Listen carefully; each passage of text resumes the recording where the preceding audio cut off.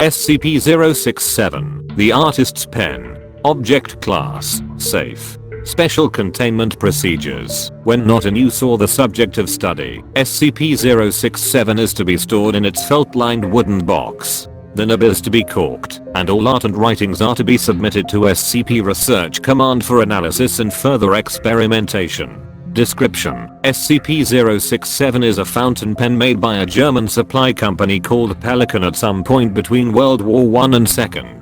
It is pale green in color, with a single red line going straight down along the side. The shell is oak and the nib is extremely sharp, capable of piercing human skin, if pressed even lightly. Though it apparently lacks a reservoir, the nib never appears to run out of fresh ink. In addition, the pen writes in iron gall ink, which is suitable for artists, but would normally corrode typical fountain pens quickly.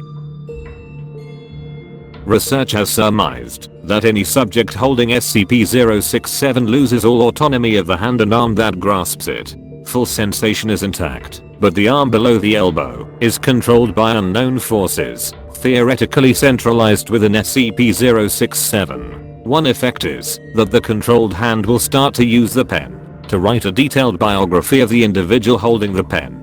The biography will include such information as the person's name, age, date of birth, criminal record, fears, etc. Other times the pen has been known to write such things as an occurrence that happened in the person's lifetime. For example, when test subject 1204M held SCP-067, he began to write a detailed record of motor vehicle accident he had been in the year before. Later, the subject admitted that many details penned in the account were not readily available to him at present time. That is, the subject had forgotten many elements present in the written work, including his previous car's license plate number, the other vehicle's color, and so on.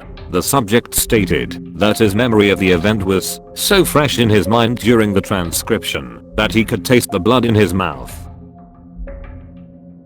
Subjects holding SCP-067 have also been known to create intricate works of art, despite the subject lacking any formal art training or previous tendencies toward drawing. For example, test subject 1102F, a young woman with no previous artistic experience, was able to draw a winged creature resembling SCP data expunged, described by researchers present as data expunged. When subjects are asked to explain what happens when they hold SCP-067, the typical response is that the subject freely relinquishes control of their appendage to SCP-067 so that it may complete its work unimpeded. See quoted response 01.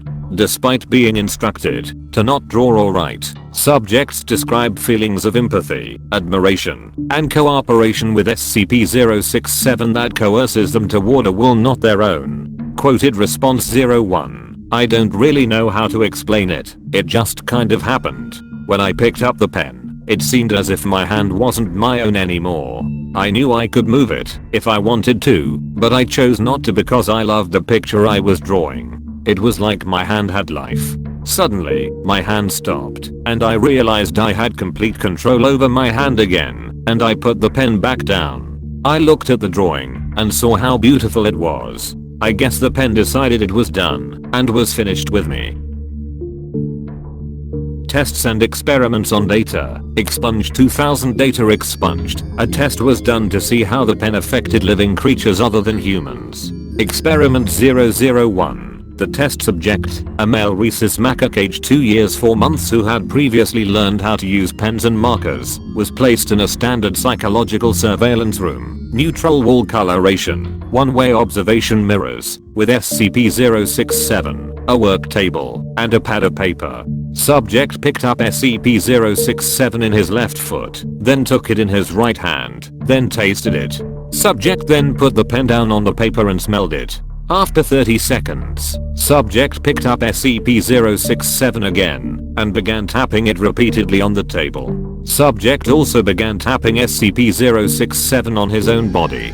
Subject tapped SCP-067 with increasing force until ink was being splattered on his fur. Subject then threw SCP-067 onto the floor. Subsequent mechanical analysis revealed no damage.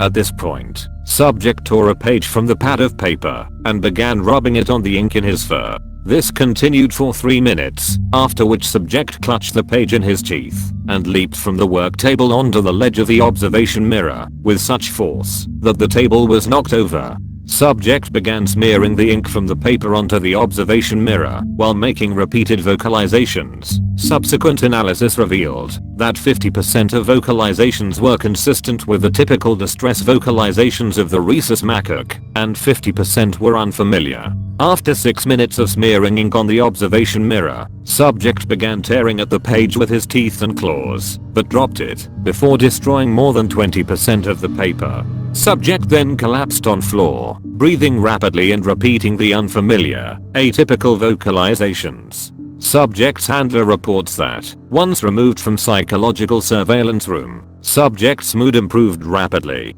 Subject was closely observed for 2 months following the experiment, but did not repeat the atypical vocalizations. The sheet of paper was filed away in, data expunged. End of file.